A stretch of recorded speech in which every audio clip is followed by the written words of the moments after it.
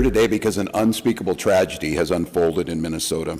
My good friend and colleague, Speaker Melissa Hortman, and her husband Mark were shot and killed early this morning in what appears to be a politically motivated assassination. This is absolutely insane. Congresswoman assassinated over her beliefs. There's a manifesto that was placed here. This is absolutely insane. So obviously, rest in peace to the Democratic Minnesota House Speaker, Melissa Hortman, and her husband that were killed today.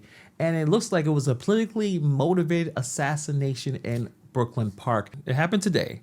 And we're kind of going through a lot of what's going on. So one of the interesting things about this story is the fact that this vote that she just had yesterday, she was very emotional when she talked about it. We're going to show you this, and I'm going to tell you exactly why in just a second.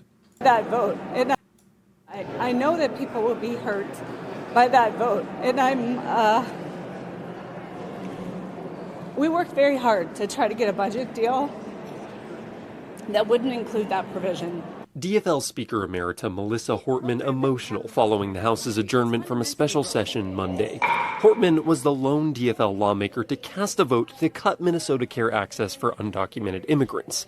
It's a move she made with a heavy heart. I did what leaders do. I stepped up and I got the job done for the people of Minnesota. The bill was deeply unpopular with members of the DFL caucus. Members have repeatedly expressed frustration that the bill was part of a compromise, one that would ensure the necessary GOP votes to pass the rest of the state budget. We are tremendously disappointed and gut-wrenched at this decision, at this compromise that compromises our communities that are most vulnerable.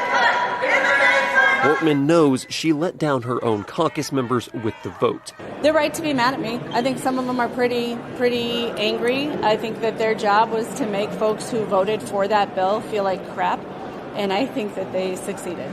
So this is a lot going on. She was assassinated in her own home, shot dead along with her husband. So this was not a random act of violence. This was planned, this was targeted, and this was political. So far from the reports that we've seen over the last couple of hours. And the guy that's alleged to have done it is still out there. They have the name of the individual. We'll be talking about that as well. And the police say that it was just a politically motivated hit. There's a manifesto, there's a hit list, a fake cop uniform, and the whole thing just sounds like it's on TV. It's crazy. That's what's happening right here. So who was Melissa Hortman? She was a very powerful person. She was a former Speaker of the Minnesota House, a top Democrat, a lawyer, and she wasn't necessarily going along with the flow. Just a few days ago, she broke from a party with this vote that shocked a lot of people. This vote right here, she was the only Democrat who voted to repeal health coverage for undocumented adults. That vote stripped benefits from 17,000 people. So it's possible. Is this a situation that caused this? I don't know. I mean, what happened was some cold, calculated, tactical stuff that got this person and her husband killed. So is it true? Did she side with Republicans to cut free health care for illegal immigrants, and then that got her gunned down by, they say, a Democrat hours later? Is that accurate? We don't know. There's a lot of allegations. I mean, the person that is the suspect is still out there on the loose right now. They noticed that there was a police vehicle in the driveway with the lights, emergency lights on, and what appeared to be a police officer at the door coming out of the house. When our officers confronted him, the individual immediately fired upon the officers, who exchanged gunfire, and the suspect retreated back into the home. So the suspect is identified as Vance Bolter. He dressed up as a cop, full fake uniform, badge, squad car, SUV. He pulled up to her house like he was on duty, gained her trust, and then that's where it's been reported he opened fire, shot Melissa and her husband dead. Same day, he hit up another lawmaker, Senator John Hoffman, and shot him and his wife.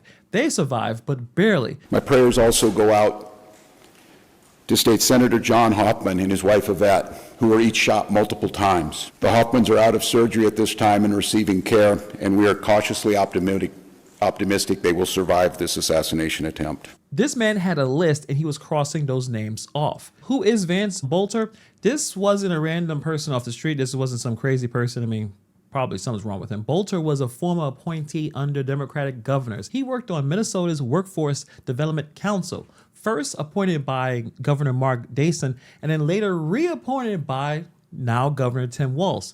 So On paper, he looked like he was a community guy, but obviously you dig a little deeper and the mask starts to slip. So Vance Bolter was also a private security specialist who claimed to have worked in war zones across Eastern Europe, the Middle East, and Africa. He wasn't just toting around a resume, he ran a company called Praetorian Guard Security Services. It sounds impressive, but it's really unclear if any of those credentials were legit or just part of a fantasy. He presented himself as a protector, but what he allegedly brought was a lot of violence, cold, calculated violence. He is 57 years old and spent the last few years slipping further into extremist ideologies.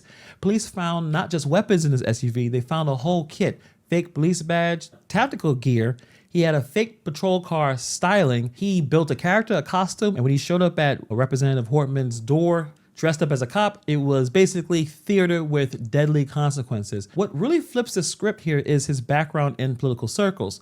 Bolter wasn't just some dude scribbling manifestos in his basement. He has been inside that room. He has been inside that system, which makes things even scarier. It's like someone who sat down on a table and decided to flip it over and burn the house down. Bolter left behind materials that reference a movement called No Kings, which appears to be a protest group hell-bent on toppling what they see as authoritarian rule. And the craziest part about this, he has not been caught yet. I mean, it just happened today. Most likely he probably will get caught. But this guy had a grudge, a list, and a plan.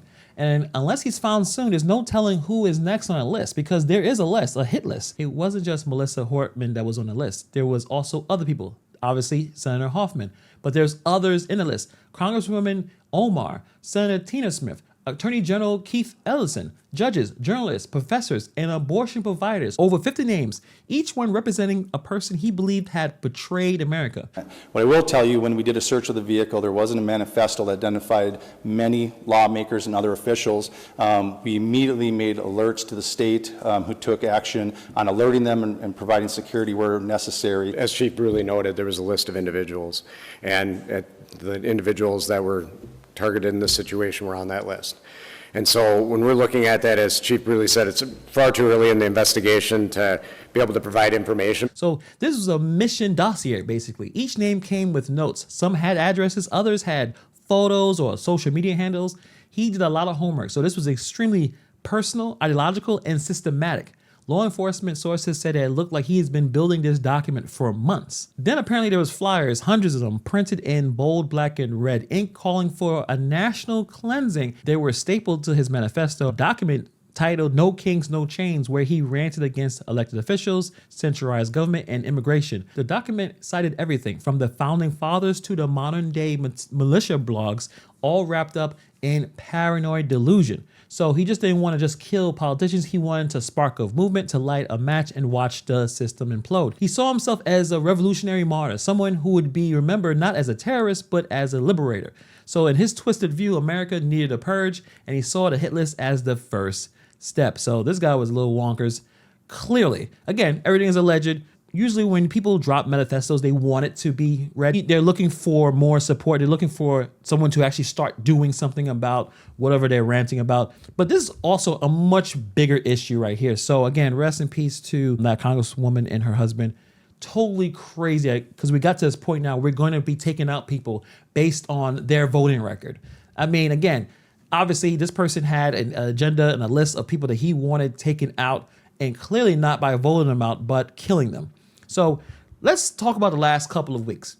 Let's zoom out a little bit. Beyond this situation here, this isn't isolated. The former president and now president, Trump, almost got assassinated twice. This is like a pressure cooker with busted gauges. The cities are on fire, literally and figuratively. Protesters are clashing with the riot squads, smoke grenades, mixed with anger. It's starting to feel like this country is sitting on a fuse. Are we still talking about politics? And some folks are acting like hashtags and Molotov cocktails are going to fix this. And the more we throw fire, the darker things get. This is definitely not normal. We need to stop feeding this fire because it's just getting worse. And we need to be able to handle opposing views without crashing out. But it looks like that's just not going to happen anytime soon. I mean, Melissa Hortman did not deserve this. Her husband did not deserve this. No one should die over a vote. Disagreeing is fine. That's democracy. But this is straight up murder. So I don't know. I think we just need to chill. We need to step back, unplug, get off the internet, take a walk, touch some grass, respect each other, even if we disagree. But if this is the road that we're going to go down, we're not going to just be losing politicians. We're going to lose the whole damn country. So let me know what you guys think about this story. Obviously, we're going to have more following this situation exactly. Hopefully, they catch the person who did this and bring that person to justice before they continue to do the crazy, reckless, chaotic stuff they've already been doing. And we'll get some good news in the next day or so, hopefully. But let me know what you guys think about this story in the comments below. Thank you for taking time to watch this video, and I'll see you guys in the next video.